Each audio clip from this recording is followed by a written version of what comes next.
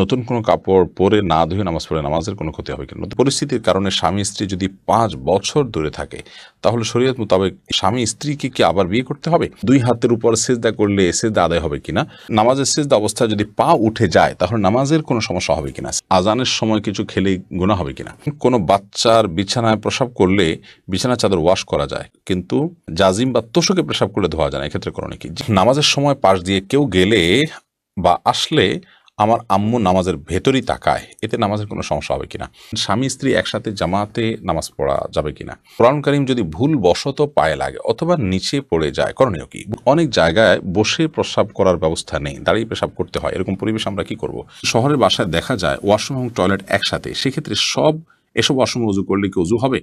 লায়লা নূর কদর এআইডি থেকে লিখেছেন, স্বামী সিগারেট খেলে ওয়াইফের করণীয় কি? ওয়াইফ তাকে বোঝাবেন, যথাসম্ভব নিজে না পারলে অন্য কাউকে দিয়ে বোঝাবেন, আল্লাহর কাছে দোয়া করবেন, তারপর তিনি যদি ফিরে না আসেন একান্ত তার গুনাহ হবে, ওয়াইফ অন্তত দায় মুক্ত হলেন। নাহিদ ইসলাম আপনি লিখেছেন, নামাজ শেষে জায়নামাজ সালাম করা কি ঠিক? না, জায়নামাজ সালাম করার কিছু নেই, সালাম করতে হবে মানুষকে। ডানে বামে সালাম দিচ্ছেন, এরপর কোনো সালাম নাই। এরপরে কোনো কারোর সাথে আপনার হঠাৎ সাক্ষাৎ হয়েছে, সেই জায়গা থেকে আপনি সালাম দিতে পারেন, কিন্তু জায়নামাজকে সালাম দেওয়া এটি কোরআন সুন্নাহর কোনো নির্দেশনা নয়। এটি যদি সালাতের অংশ মনে করে কেউ, সালাত পরবর্তী করণীয় মনে করেন কেউ শরিয়া দৃষ্টিকোণ থেকে, ইসলামের দৃষ্টিকোণ থেকে, তাহলে সেটি বরং বিদআতে পর্যবেসিত হবে। ইসলামের নামে মন গড়া কোনো কিছু করলে সওয়াব হয় না, বরং আরও বিপরীতে গুনাহ হয়।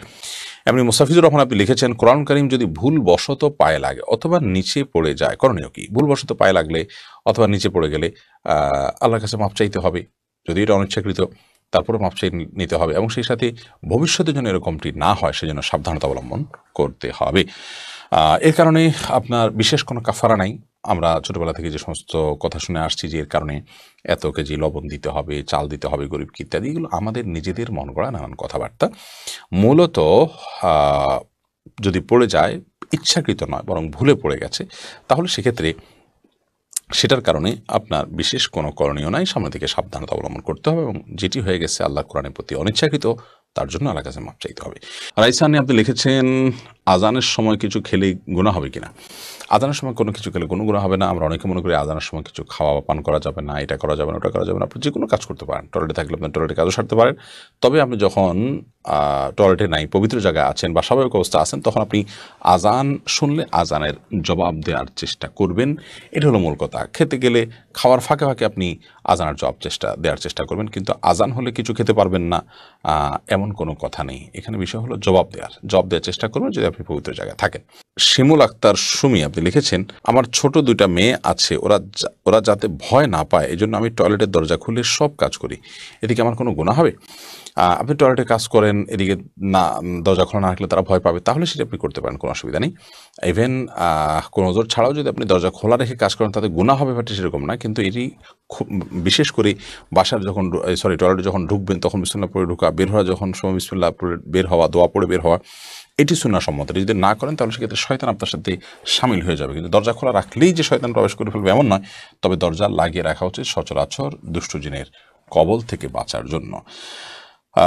বাচ্চারা কান্নাকাটি করে, সে ওজোর থেকে তো খোলা রাখতেই পারবেন। শেখ রোকনুজ্জামান লিখেছেন, অনেক জায়গায় বসে প্রস্রাব করার ব্যবস্থা নেই, দাঁড়িয়ে পেশাব করতে হয়, এরকম পরিবেশ আমরা কি করব?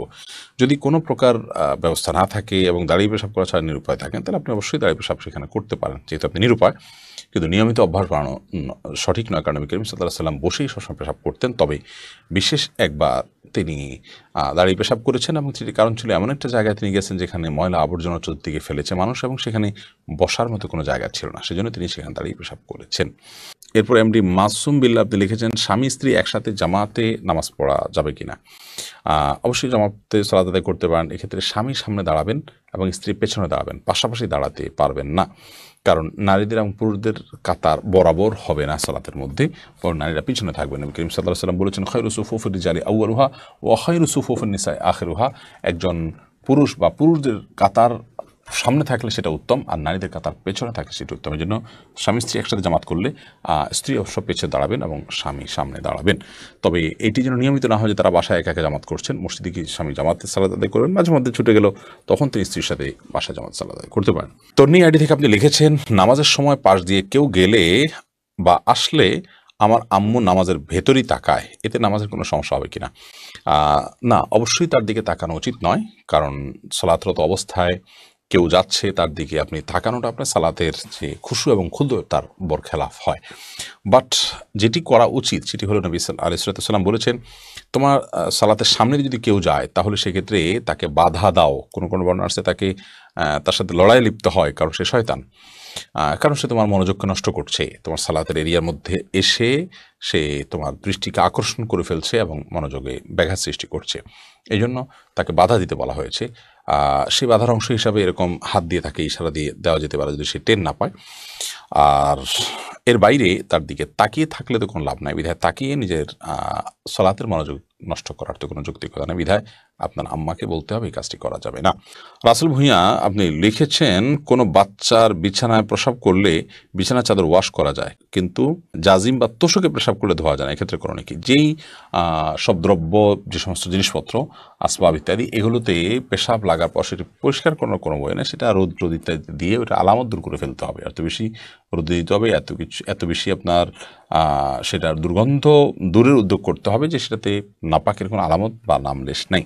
তো এর মাধ্যমে সেটি পাক হয়ে যাবে। বিশেষ করে ফ্লোর, ওয়াল, গাছ, এই টাইপের অনেক কিছুই আছে যেগুলোকে ওইভাবে আসলে ধোয়া সম্ভব হয় না। তো সেগুলোতে নাপাকের আলামত যেটি আছে সেটি দূর হয়ে গেলেই সেটি ব্যবহার করা যাবে। সাজিব আহমেদ আপনি লিখেছেন, শহরের বাসায় দেখা যায় ওয়াশরুম এবং টয়লেট একসাথে, সেক্ষেত্রে এসব ওয়াশরুমে উজু করলে কি উজু হবে? অনেকে এটা নিয়ে মতভেদ আছে। না, আপনার উজু হবে, এতে কোনো সন্দেহ নেই। অজুর ব্যাপারে কোনো অসুবিধা নেই যে অজু হয়ে যাবে এবং যদি আপনি সালাত আদায় করতে পারেন। তবে যেহেতু অজুতে বিসমিল্লাহ বলাটা সুন্নাহ এবং সেখানে আপনি মুখে বিসমিল্লাহ উচ্চারণ করলে আল্লাহর নামের অসম্মান হবে, সেই জন্য টয়লেট উজু না করে বাহির উজু করা উচিত। প্রয়োজনে বাহিরে শুরুটা করে বেসিন টেসিনে কোথাও কোনো টেপে তারপরে এসে বাকি কাজ আপনি ভিতরে করলেন, যাতে করে ভিতরে আল্লাহর নামটা নেওয়া লাগে। দোয়াটা, শুরুর দোয়াটা বাহিরে পড়বেন আর শেষের দোয়াটা আপনি বাইরে পড়বেন। আর যদি বাইরে কোনো ব্যবস্থা না থাকে তাহলে সেক্ষেত্রে বিসমিল্লাহটা টয়লেটের বাইরে থেকে বলে যে আপনি উজু করবেন। এবার যদি বিসমিল্লাহ ছাড়াও উজু করে ফেলান, মনে মনে বিসমিল্লাহ পড়ে ফেলান, তাতেও আপনার উজু হয়ে যাবে। উজু হবে না ব্যাপারটা এই লেভেলের সমস্যা না, কিন্তু আল্লাহর নাম নেওয়া অনুচিত, সেই জন্য সেখানে উজু করতে ওলামায়ে কেরাম নিষেধ করেন। কিন্তু আপনি আল্লাহর নাম মনে মনে নিয়ে উজু করতে পারেন, বিশেষ করে যখন বিকল্প অবস্থা থাকবে না। সুমন আহমেদ আপনি লিখেছেন, নামাজের সিজদা অবস্থায় যদি পা উঠে যায় তাহলে নামাজের কোনো সমস্যা হবে কিনা? সিজদা অবস্থায় যদি পা সামান্য উঠে আবার আপনি জায়গায় নিয়ে গেছেন, কোনো অসুবিধা হবে না। আর যদি পুরো সিজদা জুড়ে উঠে থাকে তাহলে আপনার নামাজ হবে না, কারণ নবী করিম সাল্লাল্লাহু আলাইহি ওয়াসাল্লাম বলেছেন, আমি উমিরতু আন আসজুদা আলা সাবআতি আযমিন, 7টি অঙ্গের উপরে, 7টি হাড্ডির উপরে, শক্ত অঙ্গের উপরে আমাকে সিজদা করতে নির্দেশ করা হয়েছে। তার মধ্যে কপাল আর নাক, 2 হাত, 2 হাঁটু এবং 2 পায়ের যে আঙ্গুলগুলো সেগুলো। অতএব এগুলোর কোনো একটা যদি আপনার এই 7টি অঙ্গের কোনো একটি যদি সরে যায় সামান্য সময়ের জন্য অসুবিধা নেই, আবার তিনি জায়গা নিয়ে গেছেন। কিন্তু যদি পুরো সালাত জুড়ে, পুরো রাকাত জুড়ে, সিজদা জুড়ে তার এটা যদি পৃথক থাকে তাহলে সেক্ষেত্রে সেটি জায়েজ হবে না এবং সে নামাজ হবে না, কারণ এটা ওয়াজিব এই 7টা অঙ্গের উপরে সিজদা করা। এইচ.এম. হাসান লিখেছেন, 2 হাতের উপর সিজদা করলে সিজদা আদায় হবে কিনা? সিজদা করবেন আপনি জমিনে, হাতের উপরে সিজদা করবেন না। যদি কোনো কারণে হাতের উপরে কেউ সিজদা করেন, হয়তো জমিন তার জন্য উপযোগী না বা জমিনে করার কোনো ব্যবস্থা নেই, আদায় হয়ে যাবে তার সালাত। শারমিন আক্তার মিলি লিখেছেন, পরিস্থিতির কারণে স্বামী স্ত্রী যদি 5 বছর দূরে থাকে তাহলে শরীয়ত মোতাবেক স্বামী স্ত্রীকে কি আবার বিয়ে করতে হবে? না, 5 বছর কেন, 10 বছরও যদি কোনো কারণে দূরে থাকে, তাদের মধ্যে বিচ্ছেদ বা তালাক না হয়, তাহলে তারা পুনরায় বিয়ে করতে হবে না, তাদের সম্পর্ক টিকে থাকবে তালাক না হওয়া পর্যন্ত। জুলেখা খাতুন আপনি লিখেছেন, নতুন কোনো কাপড় পরে না ধুয়ে নামাজ পড়ে নামাজের কোনো ক্ষতি হবে কিনা? নতুন কোনো কাপড় পরলে সেটা ধুয়েই পড়তে হবে এমন কোনো বাধ্যবাধকতা নেই, কারণ নতুন কাপড় মানেই যে সেটা নাপাক, সেটাতে অপবিত্রতা আছে এমনটি তো নিশ্চিত নন আপনি, তাহলে এটি ধোয়াটা বাধ্যতামূলক কেন হতে যাবে? তবে হ্যাঁ, আপনারা যদি নতুন কাপড় কেনার পর দেখলেন যে সেখানে কোনো নাপাক আছে, তাহলে ওই জায়গায় সেই নাপাকটা ধোয়াটাই হলো আবশ্যক। অতএব শরীয়তের দৃষ্টিকোণ থেকে নতুন কাপড় ধুয়ে পড়তে হবে এমন কোনো বাধ্যবাধকতা নেই।